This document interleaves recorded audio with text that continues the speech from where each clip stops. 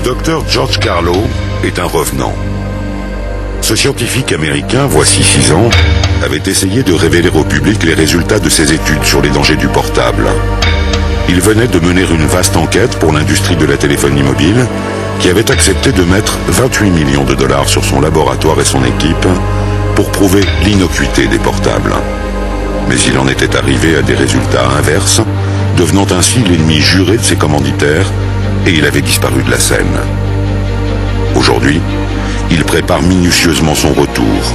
En tant qu'expert, il est désormais associé à de gros cabinets d'avocats qui attaquent l'industrie du portable aux États-Unis. En jeu, des milliards de dollars. George Carlo est un revenant qui fait faire des cauchemars à une des plus puissantes industries du monde. Almost every study that has been done. Pratiquement toutes les études qui ont été faites démontrent qu'il y a un danger. Et d'un autre côté, il n'y a pas une seule étude réalisée sur des utilisateurs de téléphones mobiles qui aboutissent à des conclusions de sécurité. D'un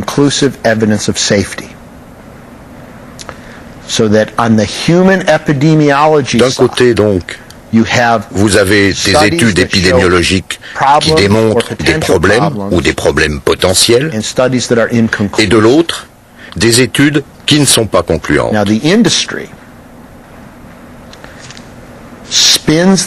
Seulement, l'industrie manipule la science et elle livre au public les études qui lui donnent l'impression d'une totale sécurité. C'est de la fraude scientifique. De 1999 à 2005, le docteur Carlo a disparu des studios, traversé du désert.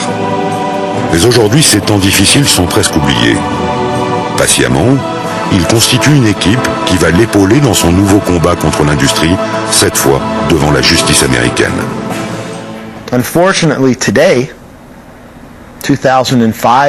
Malheureusement, aujourd'hui, toutes les institutions dans lesquelles je croyais,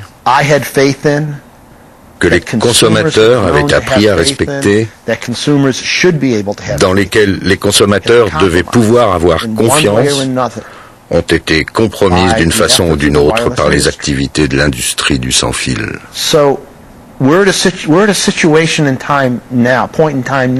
Du coup, nous sommes dans une situation aujourd'hui où le recours à la justice est la seule façon de mettre en route des changements qui devront protéger les consommateurs.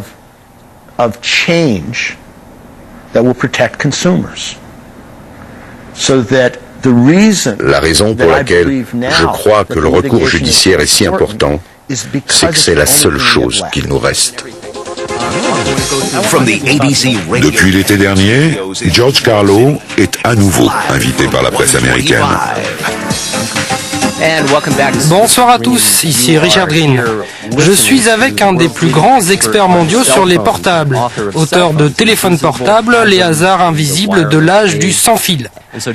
Le docteur Carlo, diplômé de médecine, est également juriste. Il a dirigé de 93 à 99 un projet de recherche commandité par toutes les compagnies de téléphonie mobile, qui avait pour but d'établir une fois pour toutes que la technologie des portables est sûre, et qui donc, 6 ans après, sort du bois et dit « Hey, c'est pas du tout sans danger ». Nous l'avons avec nous en studio pour qu'il nous raconte tout ça, parce que chacun d'entre vous, j'en suis sûr, a un portable, et que la mauvaise nouvelle, c'est que vos enfants en ont probablement aussi. Docteur Carlo, à nouveau bienvenue.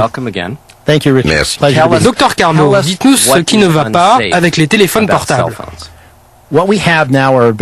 Ce que nous avons maintenant, c'est une quinzaine d'années d'observation qui démontre que quand vous avez l'antenne de votre téléphone à proximité de votre corps, proche de votre tête, proche de vos tissus cervicaux, cela provoque une rupture dans la chaîne de l'ADN, donc un dommage génétique.